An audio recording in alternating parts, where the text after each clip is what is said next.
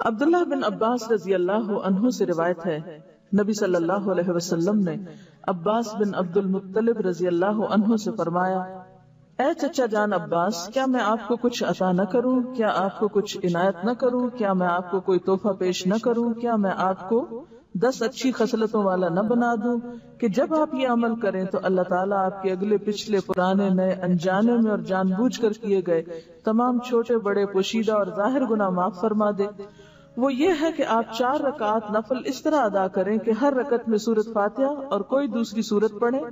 جب آپ اس قرات سے فارغ ہو جائیں تو قیام کی حالت میں ہی یہ کلمات 15 بار پڑھیں، یعنی قرات کر کے سورۃ الفاتحہ پڑھ کے سبحان اللہ والحمد للہ ولا الہ الا اللہ واللہ اکبر۔ پھر آپ رکوع میں جائیں، تسبیحات رکوع سے فارغ ہو کر رکوع میں ہی ان کلمات کو 10 بار دہرائیں، پھر رکوع سے اٹھ جائیں اور سمع اللہ لمن حمدہ وغیرہ سے فارغ ہو کر 10 بار ہی کلمات پڑھیں، پھر سجدے میں جائیں، سجدے کی دعائیں پڑھنے کے بعد یہی کلمات 10 بار پڑھیں، پھر سجدے سے سر اٹھائیں اور جلسہ میں جو دعائیں ہیں وہ پڑھ کے 10 بار انہی کلمات کو دہرائیں، پھر دوسرے سجدے میں چلے جائیں، پہلے سجدے کی طرح 10 بار پھر اس تسبیح کو ادا کریں، پھر سجدے سے سر اٹھائیں اور جلسہ استراحت میں کچھ اور پڑھے بغیر 10 بار اس تسبیح کو دہرائیں۔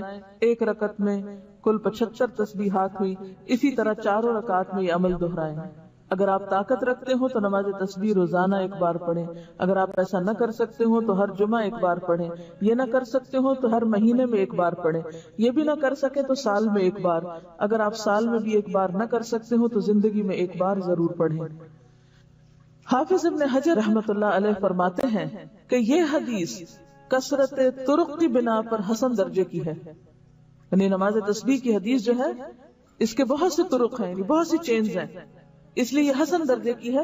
شیخ البانی فرماتے ہیں کہ امام حاکم اور حافظ ذہبی نے اس حدیث کی تقویت کی طرف اشارہ کیا ہے اور یہ حق ہے، یعنی البانی کے نزدیک بھی یہ بات درست ہے کیونکہ اس کے بہت سے طرق ہیں۔ علامہ مبارک پوری شیخ احمد شاکر نے بھی اسے حسن کہا ہے، جبکہ خطیب بغدادی، نووی، ابن صلاح نے اسے صحیح کہا ہے۔ بعض اوقات صحیح لغیر ہی ہوتی ہے، یعنی ایک چین میں اگر ایک چیز کی کمی تو دوسری میں وہ نہیں، تو ایک کی کمی دوسرے نے پوری کر دی تو وہ حسن کس درجے پہ آ گئی؟ صحیح کے، لیکن وہ صحیح لذاتی ہی نہیں بلکہ لغیر ہی ہے، یعنی خود سے صحیح نہیں تھی بلکہ دوسری چین نے اس کو صحیح بنا دیا۔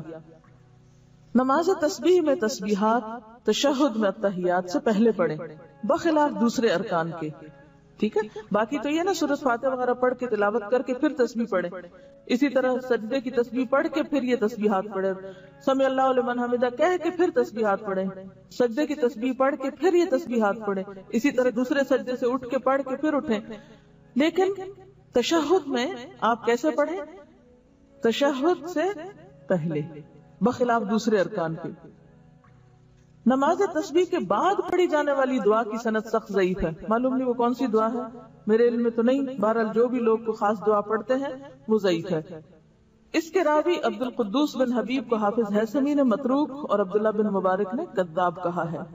یاد رہے کہ اس حدیث شریف میں نماز تسبیح کو باجماعت ادا کرنے کا ذکر نہیں ہے، صرف انفرادی عمل کے طور پر نبی صلی اللہ علیہ وسلم نے اپنے چچا جان کو اس کی ترغیب دی ہے۔